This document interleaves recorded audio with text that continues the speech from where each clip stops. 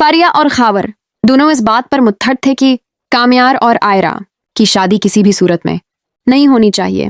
فاریہ کے دل میں حسد کی آگ تھی اور خاور ضد اور انا میں اندھا ہو چکا تھا، اسی لیے دونوں نے مل کر ایک خطرناک سازش رچی جو صرف شادی ہی نہیں بلکہ کئی زندگیوں کو بدلنے والی تھی۔ شادی سے ایک رات پہلے فاریہ نے خاور کے ساتھ مل کر کامیار کی ایک جعلی ویڈیو بنوائی جس میں اسے مختلف لڑکیوں کے ساتھ اس انداز میں دکھایا گیا کہ دیکھنے والے کا فوراً بھروسہ ٹوٹ جائے۔ وہ ویڈیو سیدھی آئرہ کے فون پر بھیج دی گئی۔ صبح ویڈیو دیکھتے ہی آئرہ کے ہاتھ کانپنے لگے اور اس نے بغیر سوچے سمجھے وہ ویڈیو اپنے والد عرفان صاحب کو دکھا دی، جن کا غصہ قابو سے باہر ہو گیا اور انہوں نے فوراً فیصلہ سنا دیا کہ یہ شادی نہیں ہوگی۔ اسی وقت کامیار بارات کی تیاری کر کے نکلنے ہی والا تھا کہ اسے آئرہ کے گھر بلا لیا گیا، جہاں عرفان صاحب نے سختی سے الزام لگایا کہ اس نے ان کی بیٹی کو دھوکہ دیا ہے۔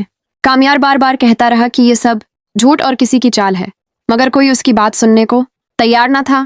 آئرہ خاموش کھڑی رہی، آنکھوں میں آنسو تھے مگر زبان بند تھی، اور آخرکار کامیار کو ذلیل کر کے گھر سے نکال دیا گیا۔ خاور نے فاریہ کو فون کر کے بتایا کہ منصوبہ کامیاب ہو گیا ہے اور شادی ٹوٹ چکی ہے۔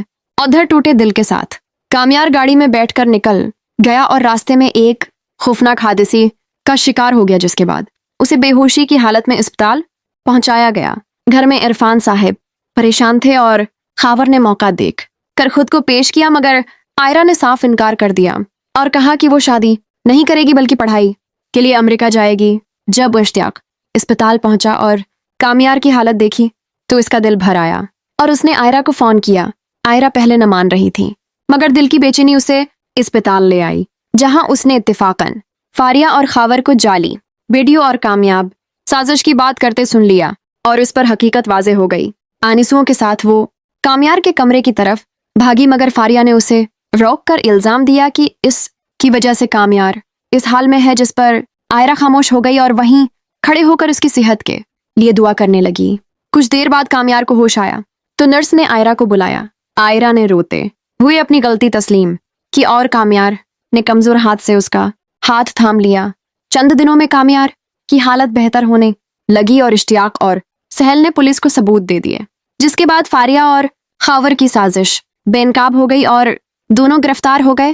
اسپتال سے فارغ ہوتے ہی کامیار مولوی صاحب کو ساتھ لے کر آئرہ کے گھر پہنچا، جہاں عرفان صاحب نے حقیقت جان کر اپنی غلطی مان لی۔ آئرہ کو بلایا گیا اور دونوں کا نکاح پڑھایا گیا۔ نکاح کے بعد کامیار آئرہ کو اپنے گھر لے آیا، جہاں ابتدا میں سب حیران ہوئے مگر دادی نے آئرہ کو گلے لگا کر کہا کہ یہ گھر اب اس کا اپنا ہے۔ کچھ مہینوں بعد فاریہ اور خاور کو ان کے جرم کی سزا مل گئی اور کامیار اور آئرہ نے اعتماد اور سچ کے ساتھ ایک نئی زندگی کا آغاز کیا، جہاں کسی سازش کی کوئی جگہ نہ تھی۔ اور یوں یہ کہانی وہاں ختم ہوئی جہاں محبت نے ایک بار پھر جیت حاصل کی۔